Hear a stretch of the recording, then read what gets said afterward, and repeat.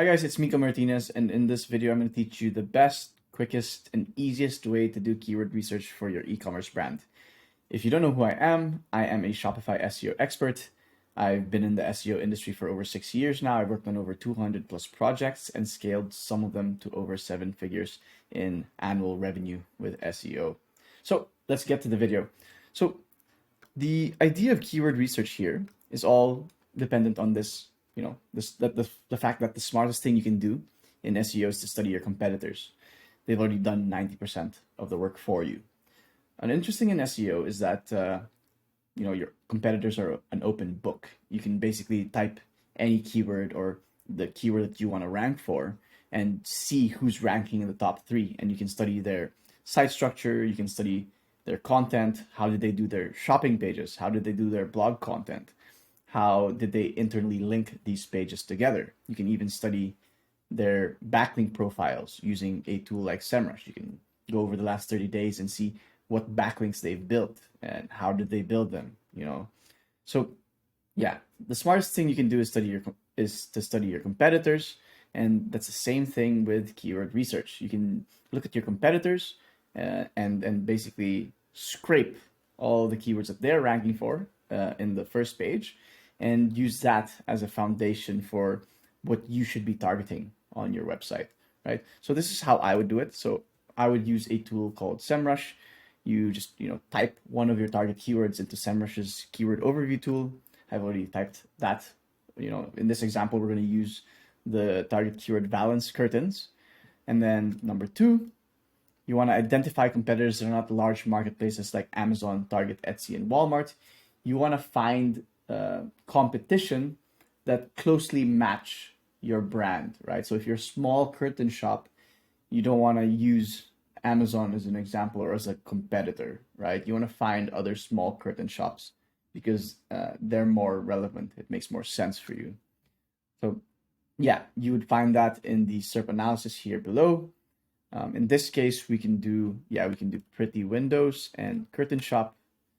These make the most sense, I think. Let's get the domain overviews as well. And let's just take a look at these domains. Yep, so pretty windows, I think it's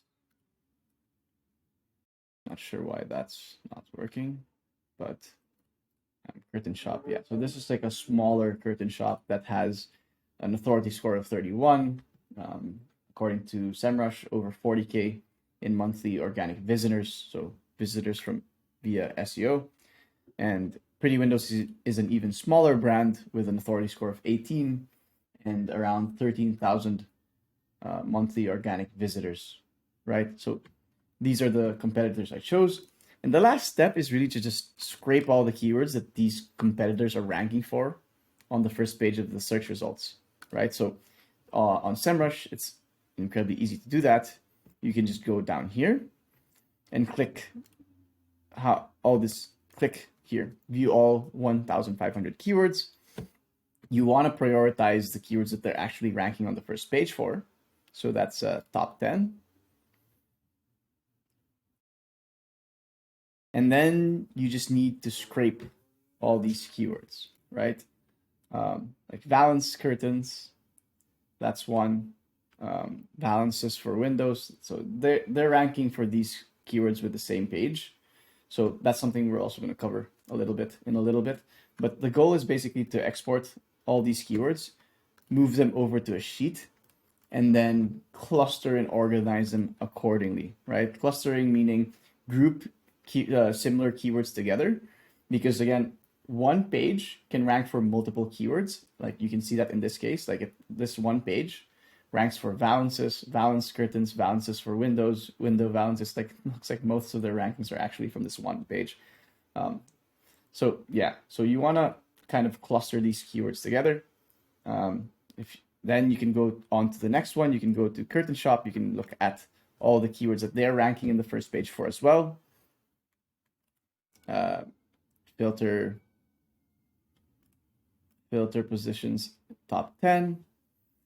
And then repeat the process, right? You want to export all of this and move them over to a sheet, and then cluster and organize them properly. Like for example, if you have kitchen curtains, I would put the kitchen curtains as the primary keyword.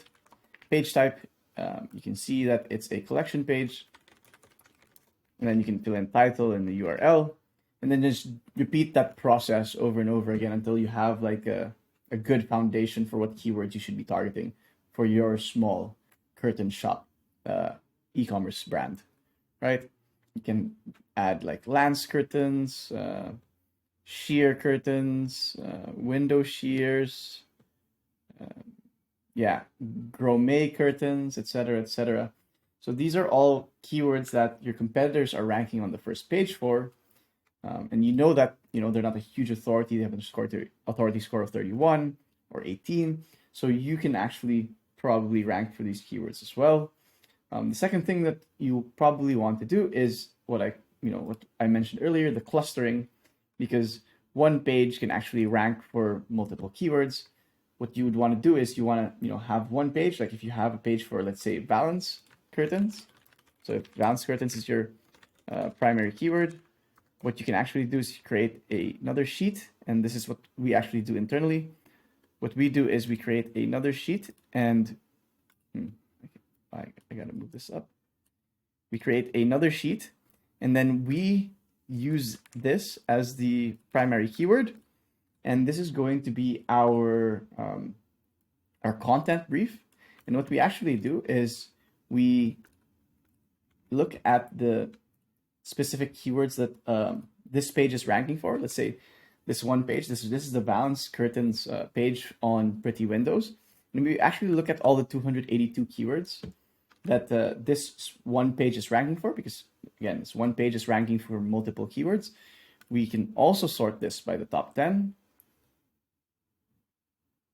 You will then export the same list, except the difference is now all of these keywords, we know that all these can be clustered or ranked for with one page. So we would put all that keywords here, those keywords here. So we have the primary keyword, and the primary keyword will help guide us into coming up with the H1, the URL, the title tag, but the secondary keywords also help guide us into coming up with, okay, what secondary keywords can we include on the collection page so that we can rank for these secondary keywords? What secondary keywords can be used in the anchor text of our internal links so that we can improve the rankings for these secondary keywords? Okay, so yeah, that's pretty much it. It's simple 3-step process, and again, it's very simple and easy because your competitors have pretty much done most of the work for you, right? You can see